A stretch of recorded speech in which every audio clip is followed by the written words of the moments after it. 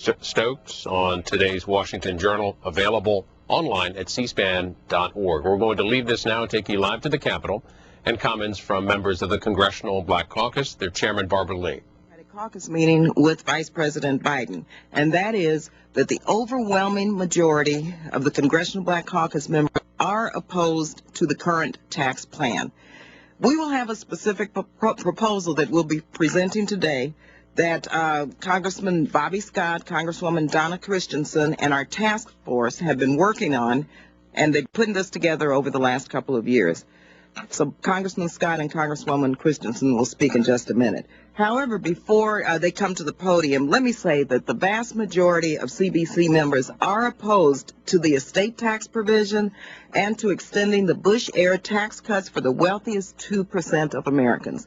Members of the Congressional Black Caucus want to support responsible, very clearly defined provisions, which is why we really do support extending, and we voted for this and will continue to vote for extending unemployment benefits and provisions to create jobs. We understand that there are tough choices that will need to be made next year, and we're extremely concerned that the cuts that could be made should this package pass would disproportionately hurt the poor and low-income communities and further erode the safety net. We don't want to create a situation today that will exacerbate the conditions for Americans who are already hurting.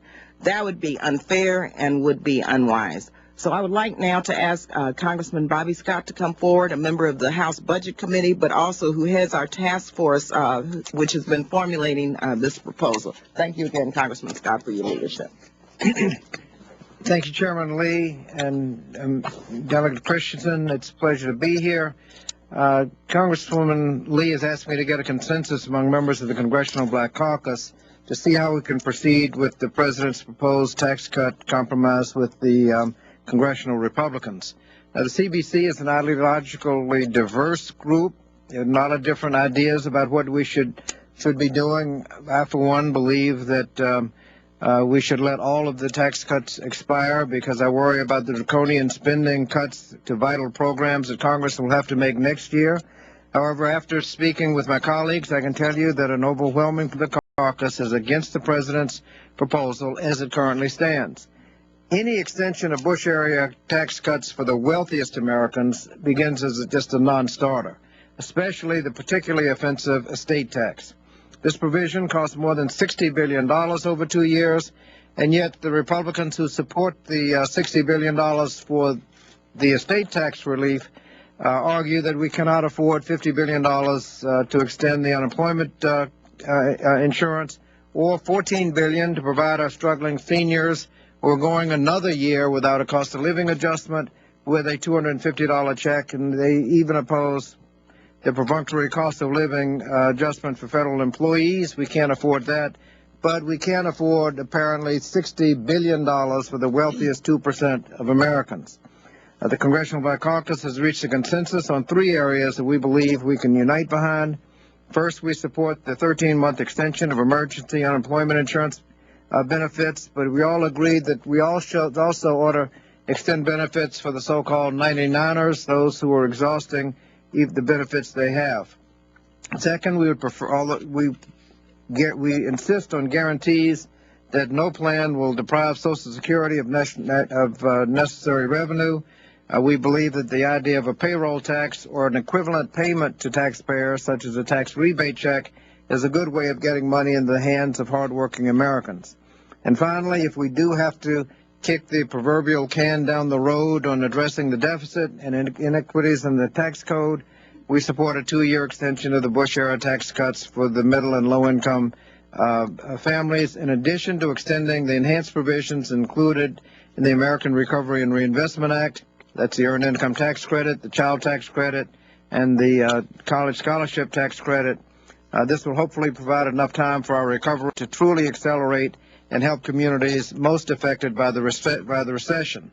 Now, the cost of all of these proposals is approximately 1/2 of the President's proposal and will create virtually the same number of jobs.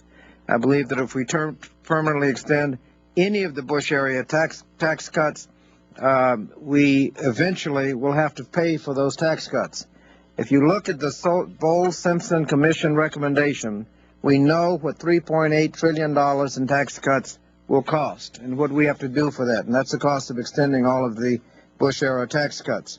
They have proposed cuts in Medicare, Social Security, elimination of the home mortgage deduction, 15 cents additional tax on gasoline, across-the-board tax cuts on everything, including a $100 billion cut in the military budget.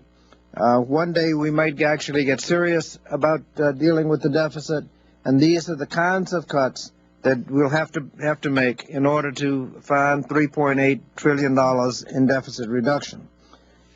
Just a final word, I recognize that we're in a recovery. If we adopt this plan at half the cost, we'll have a lot more resources to actually deal with job creation. And finally, we have a choice. If we're going to do a tax cut, somebody's going to eventually have to pay for it. And you can't give everybody a tax cut like it's Oprah Winfrey or Santa Claus. You get a tax cut, you get a tax cut, and eventually somebody's going to have to pay for it. We need to make all these decisions right at the same time. And what we are suggesting is we let many of these tax cuts expire and then deal with the tough choices next year. Congresswoman Christensen. Thank you, Chairman Lee, Bobby Scott. You know, our desire to get rid of the Bush for the wealthiest 2% of our country didn't just start now.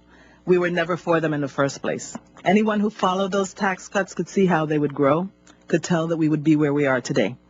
They've done more to create today's deficit than either Iraq or Afghanistan, and just as the concessions the president made to the Republicans in this week's proposal will do, they are targeted to force us to cut spending on the kind of programs our communities, African American, people of color, rural and territorial communities, and the poor need.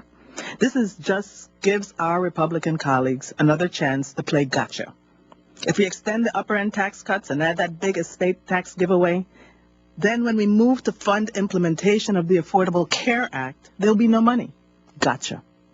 And when the 2012 election rolls around and the tax cuts are about to expire, if we don't extend them again, we the Democrats will be accused of raising taxes. Gotcha. But we're not playing that. Our communities are not going to give up their first opportunity to have equal access to health care and to have healthy communities and families. There are many health equity provisions that the Congressional Black Caucus, along with our Hispanic and Asian caucus colleagues, worked hard to include, like the Public Health Prevention Fund, community health centers, community health worker grants, community transformation grants, the Institute and NIH, and others that we're not about to let go, and we have handouts so you can see what all of them are. We're not going to give up the opportunity to improve the schools, colleges, and improve our children's educational achievements. We're not going to give up the chance at the American dream. We're not going to give up programs that would put our young people on a path to college instead of prison, or give ex-offenders a second chance they, their families, and our communities need. We're not going to let them stop our efforts for equitable treatment for the territories, and we're not going to let them block the pathways out of poverty that the Congressional Black Caucus is committed to creating. And we're not going to let this country be less than it can or must be. So let's be clear, we're not against wealthy in our country. We represent everyone in our communities. Democrats are not waging class welfare. The best kept secret is that the so-called middle income tax cut goes to everyone on the first $250,000 of their income, including the billionaires. So I really don't know what all the belly aching is about. Several things are clear. That the Bush tax cuts have not created jobs, that more people have slipped into poverty, and that poor are worse off than ever before. What has happened and is continuing to happen is that the gap between the rich and the poor has greatly widened, and that's not only bad for those on the poor side of that equation, it's bad for all of us, and it weakens the foundation we have to put in place for our country's future. Lastly, we're not against our president. We're advocating for what he and all of us have worked for all along, ensuring that this country is strong, competitive globally, and remains the leader of the free world. That can only happen when there's equal opportunity for all who live here. It will not happen if we borrow and spend